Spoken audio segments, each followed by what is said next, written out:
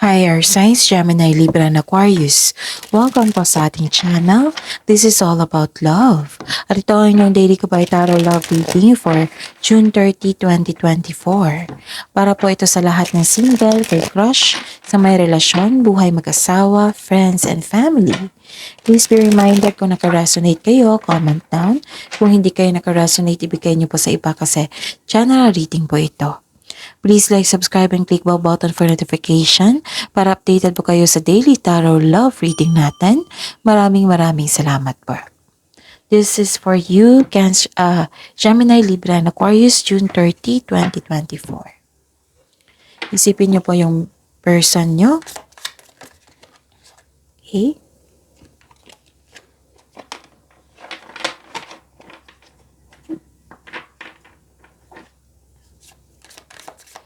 Spirit guide, ano po yung gustong sasabihin ng person ni Gemini, Libra, and Aquarius sa kanila?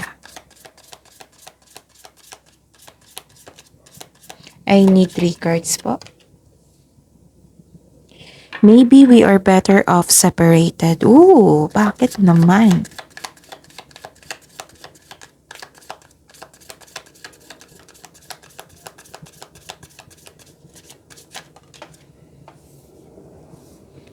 Oo, maybe we are better off separated.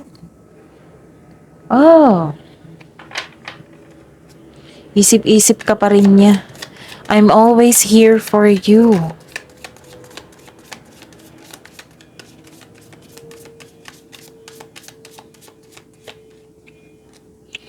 At you are the one and only.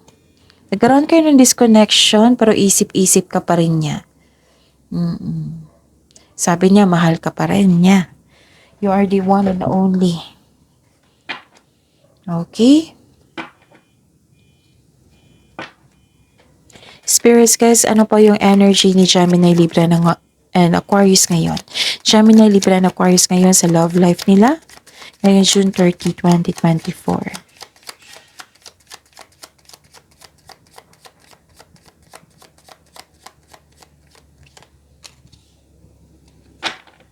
And the clarification po.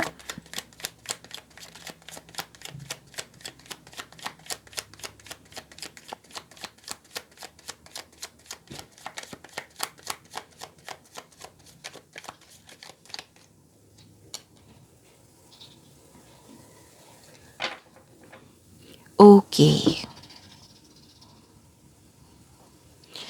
May nakita ko ditong you're building stability.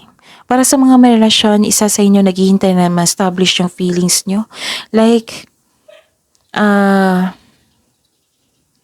gusto nyo maging handa, nagkaroon ng sense of stability dito. Gusto nyo maging handa, like, for example, bumili ng property, yung nakaplano na. Oo, sa mga relasyon dito. Tapos, sa mga single dito, hinahanda mo yung sarili mo. Yung satisfied ka na sa financial at nagkaroon ka ng properties bago pumasok sa buhay ng pag-ibig. Nagkaroon din ng sense of stability.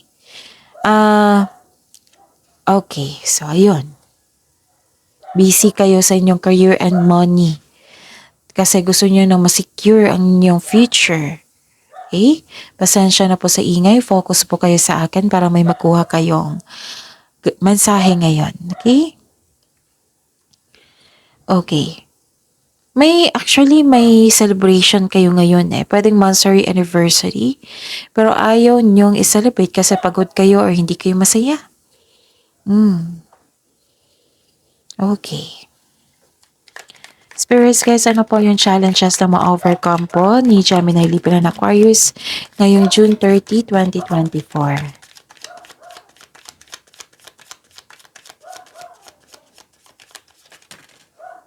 So, kunin ko po ito.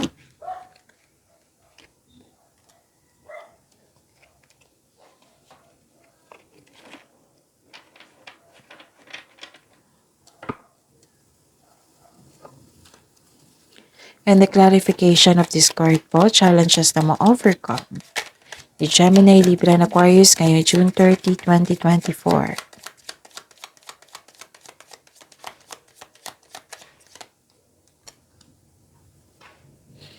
Okay.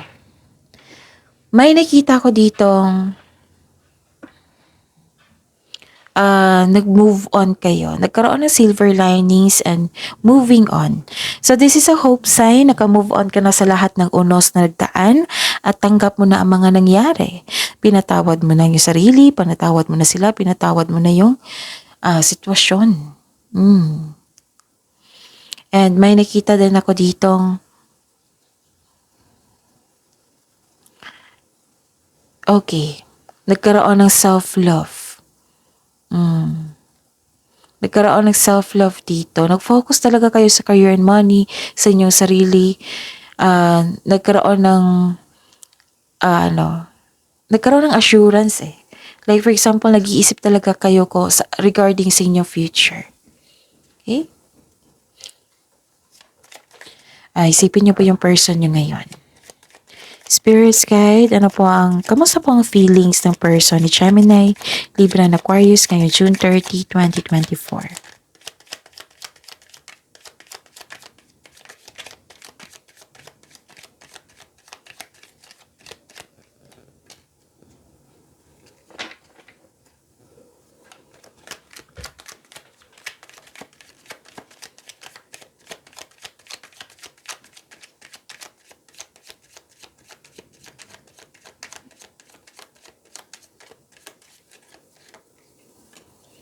Okay, kamusta ang feelings ni person?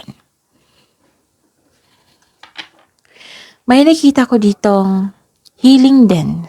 Parehas kayo. Parang hinahayaan ng taong ito ang sitwasyon na matapos. Tapos nag-decide na po siya mag-move forward. Okay? And may nakikita rin ako dito na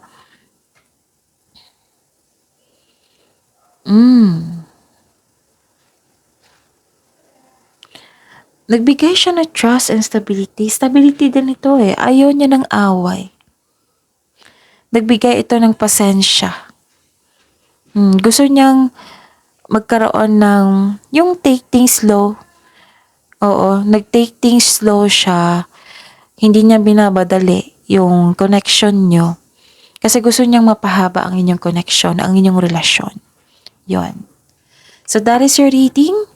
Huwag niyo kalimutan mag-subscribe. Please like, subscribe, and click bell button for notification para updated po kayo sa daily tarot reading natin. Maraming salamat po.